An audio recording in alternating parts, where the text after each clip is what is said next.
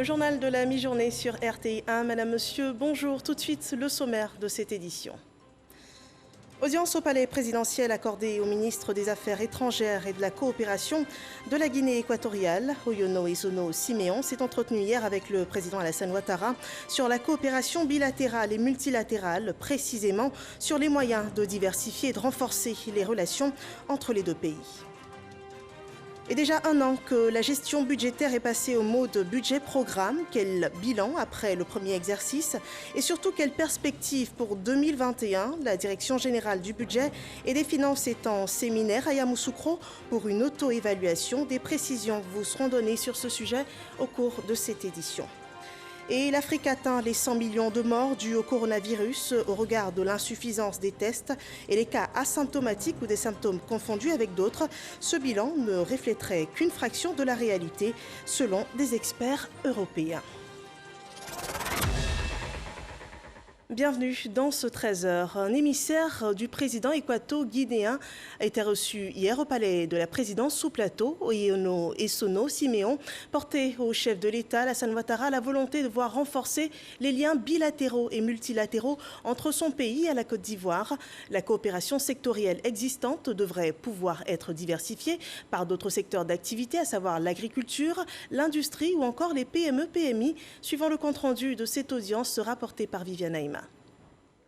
Reçu ce jeudi 18 février par le président de la République, Alassane Ouattara, au palais présidentiel, le ministre des Affaires étrangères et de la coopération de la Guinée équatoriale, Oyono Ezono Siméon, était porteur d'un message du chef de l'État Théodoro Obiang Nguema à son homologue ivoirien. Il faut souligner que sous l'impulsion des deux chefs d'État, les relations d'amitié et de coopération entre les deux pays se sont renforcées.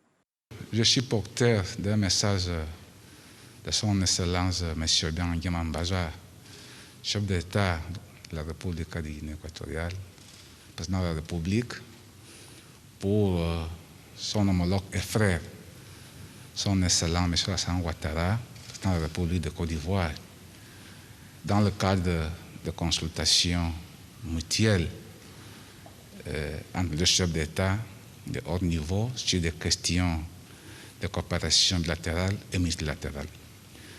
Comme vous le savez, la Guinée équatoriale et la Côte d'Ivoire entretiennent des relations sectorielles de coopération et travaillent ensemble pour l'élargissement de celle-ci à d'autres secteurs de coopération, surtout secteur de l'agriculture, de l'entreprise et l'industrie, petite et moyenne entreprise industrie, et inscrit dans le programme de diversification et d'échange de points de vue de leur économie. Le président Alassane Ouattara s'est déjà rendu par 2 fois à Malabo. C'était en juin 2011 et en février 2013. De son côté, le président Théodoro Obiang Nguema avait effectué une visite de 24 heures à Abidjan en décembre 2019. En économie, le 1er janvier 2020, la Côte d'Ivoire adoptait une nouvelle méthodologie d'élaboration et d'exécution du budget. Il s'agit du budget programme. Des efforts ont été déployés pour la mise en place de ce système de gestion pour permettre à chaque entité d'apporter sa contribution à l'atteinte des objectifs du gouvernement. Alors, un an après, quel est le bilan? La Direction générale du budget et des finances initie à Yamoussoukro une auto-évaluation des performances afin de définir également les perspectives pour 2021. Les précisions de Kader Sogodogo depuis Yamoussoukro. Il y a de cela une année, la Côte d'Ivoire, dans le cadre de la gestion des finances publiques, basculait en mode budget-programme, conformément aux nouvelles orientations de l'UEMOA. Pour la grande famille de la Direction générale du budget et des finances, avec à sa tête Traoré Seydou, le temps est donc venu pour l'exercice d'auto-évaluation pour tirer un bilan réel de ce changement. Le défi a-t-il été relevé? Il convient de relever que, malgré l'impact de la grave crise sanitaire mondiale liée à la pandémie de la Covid-19, la Direction générale du budget et des finances a pu relever ce défi sous l'impulsion et le leadership du ministre du Budget et du portefeuille de l'État. Dans la gestion des deniers publics, plus rien ne sera comme avant. Les réformes initiées dans le cadre du budget programme instaurent la redevabilité comme un principe général de la gestion budgétaire. Ainsi, tous les acteurs ayant une responsabilité budgétaire sont dorénavant astreints à rendre compte de l'utilisation des ressources publiques mises à leur disposition. Au terme du premier exercice en mode budget programme, les ministères et secrétariats d'État devront élaborer cette année leur rapport annuel de performance de l'exercice 2020 qui accompagneront le projet de loi de règlement 2020 à la Cour des comptes et au Parlement. Le ministère du Budget et du portefeuille de l'État apportera toujours son soutien à la Direction générale du budget et des finances. Nous saluons ces efforts et souhaitons qu'ils soient maintenus et poursuivis. Je voudrais donc à ce propos vous réitérer la disponibilité du cabinet à vous accompagner dans la mise en œuvre des actions qui résulteraient de vos réflexions au cours de ce séminaire. Les travaux vont durer 48 heures. Des perspectives seront également envisagées. Et toujours en économie, il y a une bonne nouvelle pour les PME. Le fonds de garantie des crédits se porte garant auprès des institutions bancaires pour tout besoin de cautionnement allant jusqu'à 200 millions de francs CFA. Cet outil d'aide au financement des entreprises est mis en place par le gouvernement et est opérationnel depuis l'an dernier. Son fonctionnement a été expliqué aux entreprises lors d'une rencontre de la plateforme unique des PME. Le compte-rendu de Cheikh Koné. Un rendez-vous de réflexion portant sur le financement des petites et moyennes entreprises de Côte d'Ivoire, à l'initiative, la plateforme unique des PME. Diomandé Moussa, président de cette plateforme, entend redynamiser le secteur des PME. Que notre volonté, c'est d'associer toutes les PME à la vie économique ivoirienne. Nous avons des défis à relever. Ces défis, c'est notre contribution même à l'économie. C'est le paiement de nos impôts, mais également c'est comment faire des propositions concrètes au gouvernement pour améliorer nos activités, améliorer ce que nous faisons au quotidien. Les PME représentent 98% du tissu économique formel et 20% de la richesse nationale. Toutefois, plusieurs d'entre elles peinent à accéder au crédit auprès des institutions financières. Occasion pour le président du Fonds de garantie des crédits aux PME de plaider pour un taux de garantie allégé. Il était donc important de venir voir le patronat des PME, qui est la plateforme unique des PME, pour leur expliquer le mécanisme d'accès de soutien du Fonds de garantie des crédits aux PME, afin qu'ils puissent à leur tour sensibiliser leurs membres pour que nous puissions les accompagner. Mais nous ne dépassons pas en garantie les 200 millions accordés. Voilà. Deux modes opératoires s'offrent aux entreprises. Tout d'abord, les chiffres d'affaires des PME ne doivent pas excéder 1 milliard de francs CFA.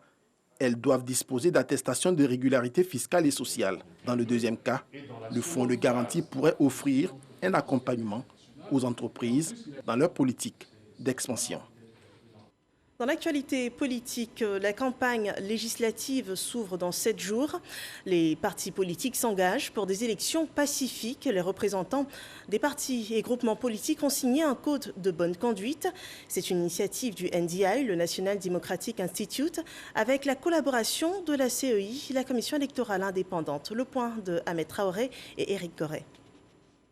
Prôner le dialogue pour obtenir des élections équitables, inclusives et transparentes, s'engager à respecter le verdict des urnes et contribuer à instaurer un climat de paix et de tolérance.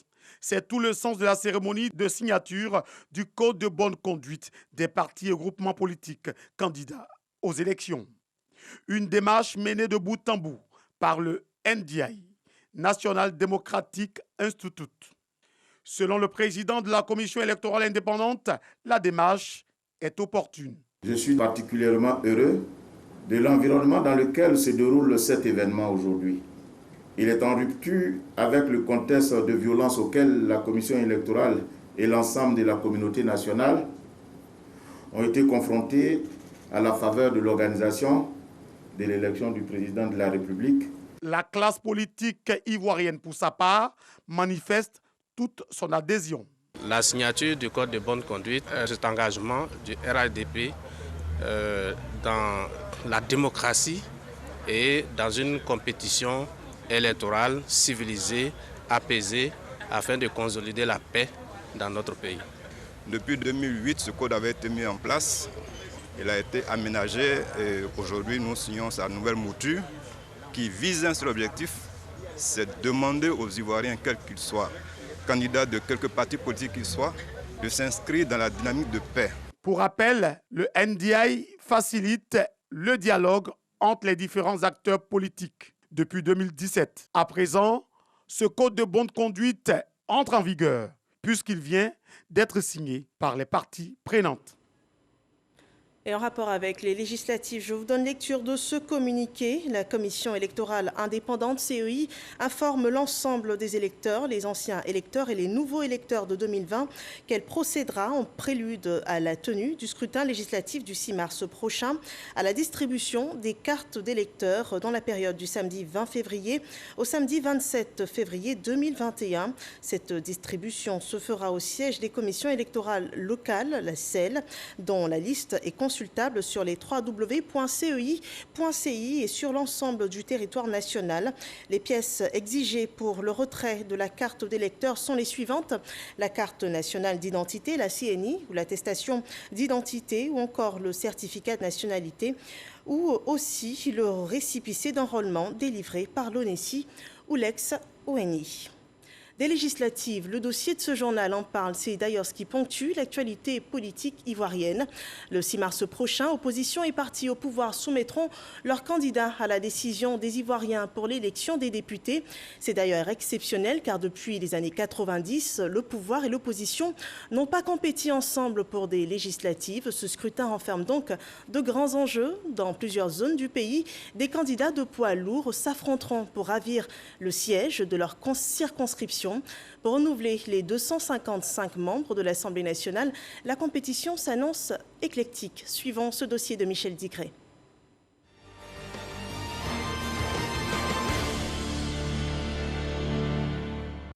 Élections législatives du 6 mars prochain, 255 sièges sont à pourvoir à l'hémicycle. Au regard de la qualité des candidats et de l'engouement de toute la classe politique, la compétition s'annonce rude, avec de grands chocs en perspective. Je prends le cas de Port-Boué. Port-Boué, ça sera un peu comme un match retour entre le maire actuel et naturellement le candidat du RHDP. Je pense qu'au plateau, il y a le député maire Evo Jacques et son rival que nous connaissons, Odé. Donc ça fait que vraiment nous pensons que ça sera un grand derby. Derby, duel ou encore remontada. L'arène politique sera aux couleurs du vocabulaire sportif le temps des législatives. Dans le district d'Abidjan, les projecteurs seront une fois de plus braqués sur la commune du Plateau, où le candidat du PDCI Jacques Owo tentera de conserver son siège acquis de haute lutte il y a 5 ans. Mais cette fois-ci, le RHDP entend passer à l'offensive et jouer les premiers rôles. L'élection qui a eu lieu en 2016 et l'élection qui aura lieu cette année, c'est deux contextes totalement différents. Il y a le lien personnel que nous avons tissé, construit au fil des ans avec les différentes populations. Et ça, c'est extrêmement important. À Yopougon, pouvoir et opposition jouent gros. Il est de coutume que celui qui est au pouvoir à Yopougon ait la meilleure position. Je crois que c'est cette loi qui est respectée. Bon, que certains partent de là pour conclure que c'est une commune de pro-Gbagbo, ben, on verra bien. Le match n'est intéressant que si vous avez en face des adversaires de taille. Donc nous sommes totalement confiants. Nous les respectons, mais nous sommes confiants.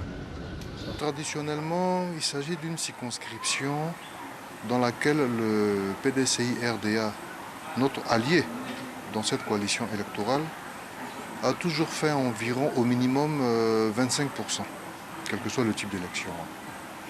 Et puis il s'agit également d'une circonscription dans laquelle les partisans du président Laurent Gbagbo sont à tel point nombreux qu'on a donné dans le langage populaire ivoirien à la commune de Yopougon le surnom de fief de Laurent Gbagbo, de Yopougon de Gbagbo, etc. Alors, mis ensemble, nous avons quand même mathématiquement, parce que les chiffres ne montent pas, une opportunité là de remporter la victoire. Nous sommes optimistes au niveau de l'opposition, comme je l'ai dit tout à l'heure. Donc les grands chocs vont être ceux-là. RHDP contre l'opposition. Quelquefois, il y a aussi des blocs internes qui vont s'affronter. Il y a aussi la question des indépendants qui commencent à troubler le sommeil de certains partis. Donc il faut dire que c'est une approche dynamique au plan donc, démocratique. Nous espérons seulement que l'environnement légal, l'environnement sécuritaire soit renforcé pour que tout se déroule dans les conditions les meilleures. Comme choc interne, l'on assistera à un duel au sein de l'opposition entre Maurice Kakoudikawe du PDCI et Marie-Odette Lorognon de EDS pour le siège de Gagnois sous préfecture. Autre enjeu de ces législatives, le centre du pays, où l'opposition avec comme capitaine d'équipe le PDCI RDA voudra assurer sa victoire. Comme vous le savez, Yamoussoukro, c'est un symbole fort parce que c'est un des bastions les plus importants du PDCI. La première chose à laquelle nous nous attelons en ce moment, c'est donc la mobilisation de tous les électeurs. Et nous sommes sûrs que le symbole de Yamoussoukro restera très fort au soir du 6 mars. Pour le RHDP, le Vébaolé n'est plus la chasse gardée du PDCI RDA. Les choses ont beaucoup bougé dans le centre du pays. Parce que le président Alassane Ouattara a fait d'énormes réalisations en pays baoulé. Ce sont des atouts que nous pouvons comptabiliser. Mais au-delà de l'aspect de développement, il y a le fait aussi que la création du RHDP a beaucoup fait changer les choses. La plupart des hauts cadres du PDCI-RDA ont adhéré au RHDP. Donc il ne sera plus question de dire au niveau du centre que le PDCI est notre fétiche. L'ouest du pays, le bastion de l'UDPCI. Le RHDP veut déjouer les pronostics à la faveur de ces législatives. L'ouest montagneux de notre pays constitue un enjeu important pour le RHDP parce que vous savez qu'il y a des responsables du RHDP hier qui sont des leaders de cette région quand ils étaient au RHDP. Aujourd'hui, ils n'y sont plus. Et le RHDP a fait peau neuve avec de nouvelles têtes qui sont au travail à l'Ouest. Cette élection va venir pour montrer l'ancrage réel du RHDP. Et il s'agit pour nous de faire en sorte que ce qui est la réalité soit révélé à travers le nombre de députés que nous aurons. Nous voulons garantir que le RHDP gagnera la majorité des députés dans l'ouest du pays. Cette élection est effectivement une élection particulière. En ce qui concerne l'UDPCI, une élection test au niveau de l'Ouest depuis notre sortie du RHDP. Donc nous avons eu beaucoup de séances de travail pour identifier les candidats porteurs donc d'une alternative apaisante, mobilisatrice qui nous conduise à la victoire. Et je pense que nous avons de bons candidats. Pour les électeurs, les matchs devront se jouer jusqu'à la dernière minute. Les derniers moments vont jouer. Celui qui va réussir à faire véritablement, pas campagne extraordinaire, mais celui qui va faire des campagnes porte à porte, qui va exprimer véritablement sa pensée. Je pense que cette personne-là va gagner. Parce qu'aujourd'hui, ce n'est plus les partis politiques qu'on doit regarder, mais ce sont les individus. Ceux qui font quelque chose réellement dans leur communauté, dans leur département. Donc, il doit y avoir beaucoup de surprises. De grosses surprises au soir du 6 mars prochain. Le coup de sifflet pour la campagne sera donné ce 26 février. Pour l'heure, c'est la mise au vert dans les différents QG. Voilà, les législatives 2021, une élection très attendue de toutes les parties de la société ivoirienne. Cette analyse sur les grands chocs politiques est à revoir sur rti.info et cette note à présent de la CEI sur ce qui fait l'actualité politique ivoirienne. La commission électorale indépendante en partenariat avec le PNUD, avec l'appui du projet d'appui aux élections, organise un atelier d'appropriation et d'information sur le mode opératoire des élections des députés à l'Assemblée nationale, à l'attention des candidates et candidats à l'élection des députés du 6 mars 2021. Cet atelier vise à contribuer au renforcement de la transparence du processus électoral. Il aura lieu le mardi 23 février 2021 à l'espace Latrier 26 à Abidjan, 2 plateaux, carrefour d'Incan à partir de 10h. Nous passons à présent au point du Covid en Côte d'Ivoire.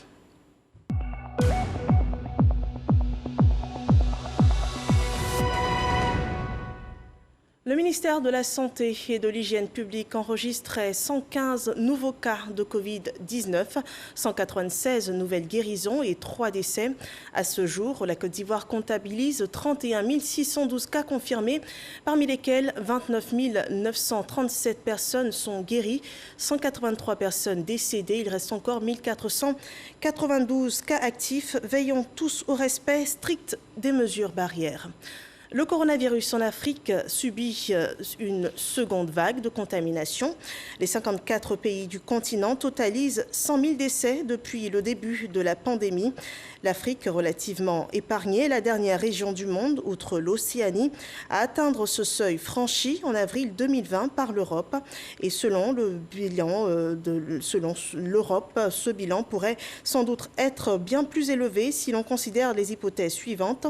L'insuffisance de tests PCR dans certains pays, car plus on s'éloigne des centres urbains, moins il y a de tests et cette maladie peut passer inaperçue avec des cas asymptomatiques ou des symptômes facilement confondus à d'autres. À cette date, le pays africain le plus touché par la pandémie est l'Afrique du Sud qui comptabilise 48 000 décès.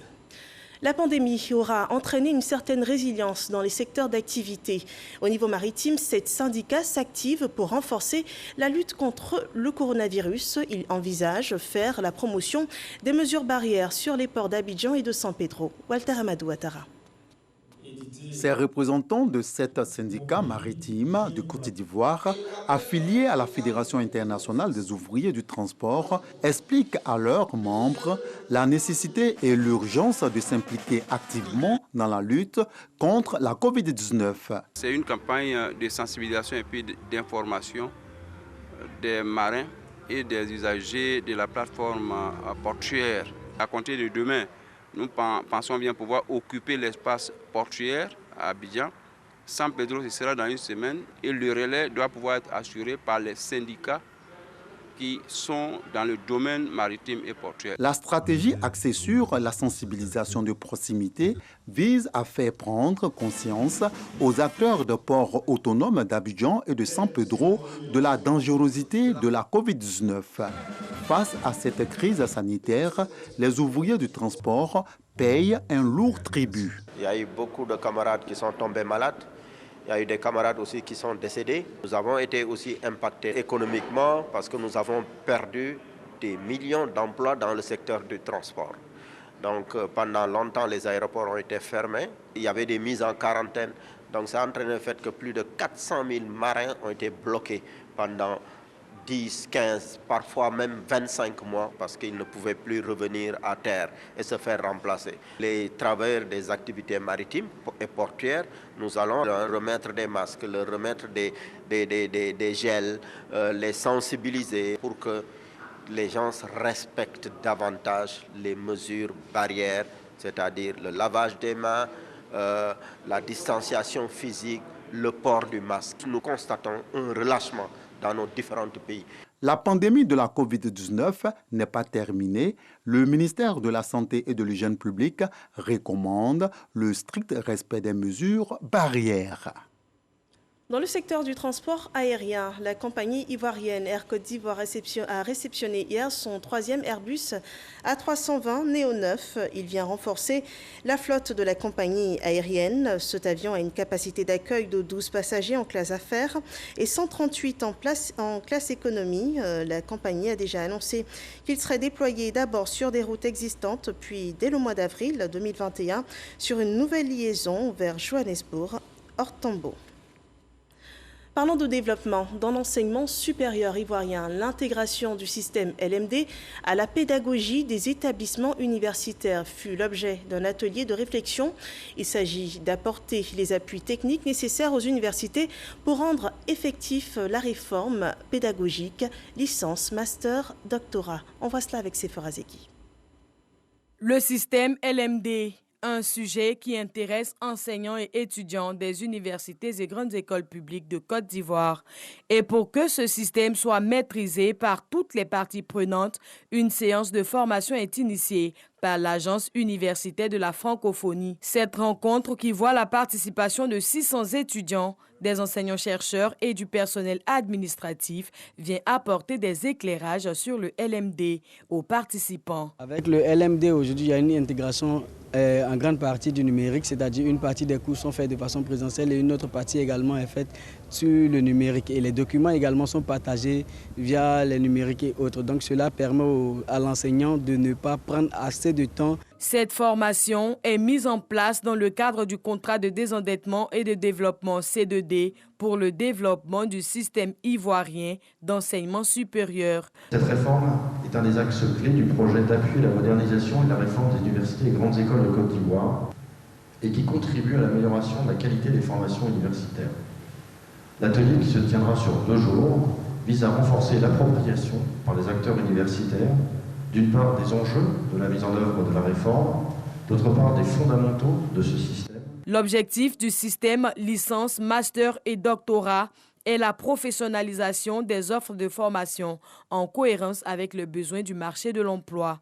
Et cela passe nécessairement par la formation des acteurs, selon Adama Diawara, le ministre de l'Enseignement supérieur et de la Recherche scientifique. Il faut que nous prenions tous conscience du fait que la manière d'enseigner, d'évaluer pour les enseignants et d'étudier pour les étudiants doit changer pour être cohérente avec les exigences du LMD et contribuer à l'amélioration de l'employabilité des diplômés de nos sous-secteurs. L'atelier de ce jour contribuera à renforcer vos capacités afin de satisfaire cette exigence du LMD. L'enseignement supérieur ne doit pas être déconnecté des besoins du monde socio-économique. Il doit être adapté à l'évolution de notre temps. Il doit donc être orienté vers l'utilisation généralisée du numérique dans les pratiques pédagogiques. Pour l'occasion, l'Agence française de développement a offert 2 salles multimédia équipées et aménagées à l'université Nangui-Abrogwa d'Abobo-Adjamé. À ce jour, 10 salles numériques ont été mises à la disposition des universités publiques de Côte d'Ivoire. À présent, ce communiqué de l'autorité nationale de la presse, ANP, qui suspend le quotidien Le Bélier.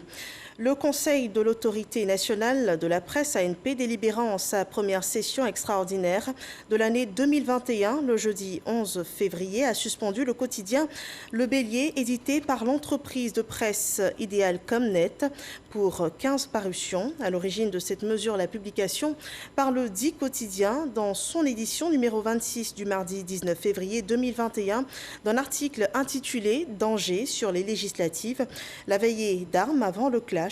Pressé de se donner une majorité, le RHDP s'égare. Sous la plume de Alfred Boiseau, cet article charrie incitation à la violence, incitation à la révolte, manipulation, accusation sans fondement, affirmation sans preuve, tout manquement prévu et sanctionné par les articles 14, 17 et 19 du Code de déontologie qui proscrivent l'incitation à la violence et à la révolte, les accusations sans fondement et la manipulation de l'information. Dans l'actualité sportive, la Coupe d'Afrique des Nations de Maracana aura lieu courant septembre 2021 et ce sera au Bénin. C'est une décision prise au cours de la 5e Assemblée générale ordinaire de la Fédération internationale de Maracana. La réunion s'est tenue mercredi dernier à Abidjan. Le rapport de Ngamblé Konaté et Jean-Sylvain Esso. Durement éprouvée par la pandémie de la Covid-19, la FIMA n'a pas tenu d'activité sportive internationale en 2020. Elle s'est donc activée administrativement avec la mise en place des commissions permanentes afin de préparer la reprise. Pour le reste, quitus a été donné au comité directeur de la FIMA, dont les efforts ont contribué à faire du Maracana une discipline émergente tant en Afrique que dans le monde. Bleu Charlemagne en a profité pour remercier vivement l'État ivoirien qui a donné son accord pour l'établissement du siège de la FIMA à Abidjan. Dénommé Temple international Alassane Ouattara du Maracana, l'infrastructure d'une capacité de 15 000 places sera dotée de terrains d'entraînement, un bloc administratif, un hôtel et une piscine olympique. Autre moment fort de cette assemblée générale, placée sous le sceau de la lutte contre la Covid-19, la remise de 20 000 masques à la communauté éducative en vue de lutter efficacement contre la propagation du coronavirus en milieu scolaire. Nous avons lancé à l'occasion de ces assises la posture du Maracanier qui doit désormais combattre partout cette pandémie. Un geste de solidarité fortement apprécié par Kandia Camara, ministre de l'Éducation nationale, de l'enseignement technique et de la formation professionnelle. En offrant 20 000 masques à la communauté éducative, vous apportez un soutien inestimable à notre campagne de lutte contre la pandémie à coronavirus en milieu scolaire. Merci. Merci pour votre sens de la solidarité à l'endroit de la jeunesse ivoirienne. Prochain grand rendez-vous inscrit au calendrier de la Fédération internationale de Maracana, la Maracan 2021, prévu en septembre au Bénin. Et hors de la Côte d'Ivoire, en Algérie, le président algérien Abdelmadjid Tebboune a décidé hier dans la soirée de dissoudre l'Assemblée nationale et d'appeler à des élections législatives anticipées. Il a dit souhaiter ouvrir ses portes à la jeunesse algérienne. D'autres grands changements sont annoncés dans le pays, notamment un remaniement ministériel pour les 48 heures. À ces décisions s'ajoute un geste d'apaisement, une grâce présidentielle pour plusieurs dizaines de détenus du Hirak, le soulèvement populaire de février 2019. Voilà, ce journal est terminé. Merci de nous avoir suivis. À 15h, suivez l'actualité des régions sur RTI 1 et dès 18h, l'information d'ici et du monde. Portez-vous bien.